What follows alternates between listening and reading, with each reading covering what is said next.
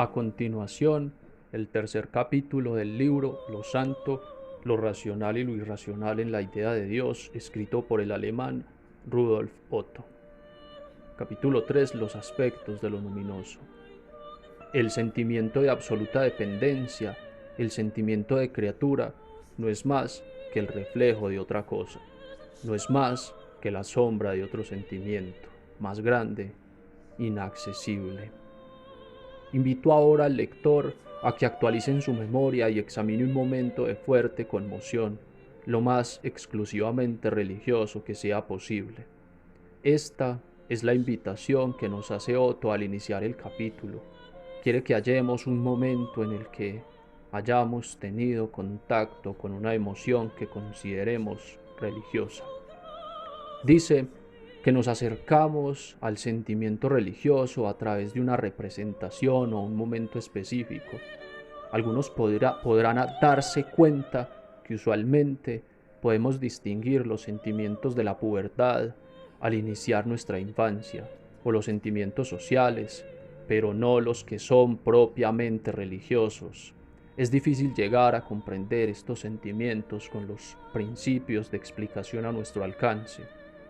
Nuestra forma de interpretar, por ejemplo, el placer estético es como un mero placer sensible, pero al acercarnos al sentimiento religioso lo vemos como una mera función de instintos que cumplen con una utilidad que sirve a propósitos sociales de coerción, o la asociamos con algo aún más primitivo.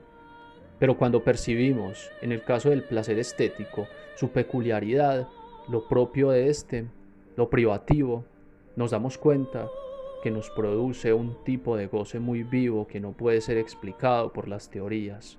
Lo mismo pasa con lo religioso. Otto dice que en el examen y análisis de los momentos y estados espirituales de gran emoción religiosa nos concentramos no en la elevación moral por la contemplación de un acto bueno, sino en lo que tiene de peculiar y privado, precisamente en su contenido sentimental.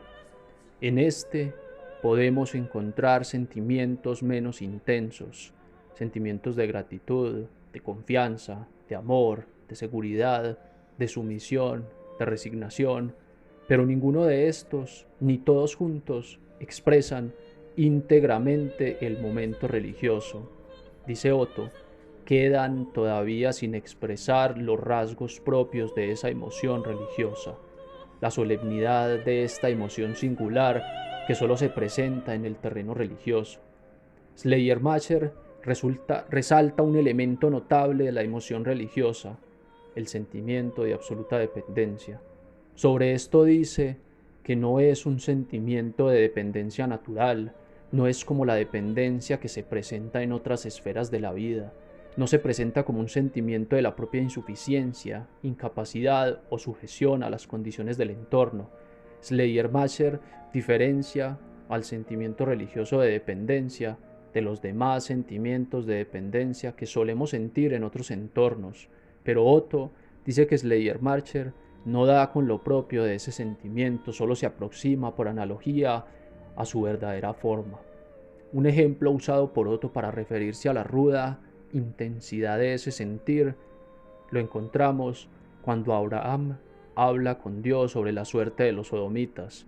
Le dicen: «He aquí que me atrevo a hablarte, yo que soy polvo y ceniza». Este ejemplo capta el sentimiento de dependencia religioso, que se reconoce y da cuenta de sí mismo, muy diferente de los sentimientos naturales de dependencia. Otto lo nombra como el sentimiento de criatura. El sentimiento de criatura nos hunde y nos hace sacrificar nuestra voluntad, nuestros afectos y nuestros intereses en nuestra propia nada, y desaparecemos frente a aquel que está sobre todas las criaturas. Así, Otto resalta dos defectos de la definición de Schleiermacher.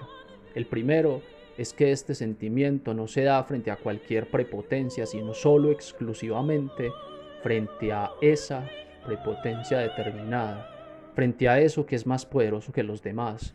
Lo difícil es decir cuál es exactamente esa prepotencia determinada. eso que es más poderoso que los otros, en palabras de Otto, solo puede tenerse una idea de ella por el tono y contenido peculiar del sentimiento de reacción que hemos de experimentar en nuestro interior. El segundo defecto es que la definición de sentimiento religioso de Schleiermacher solo hace visible la valoración del sujeto sobre el sentimiento.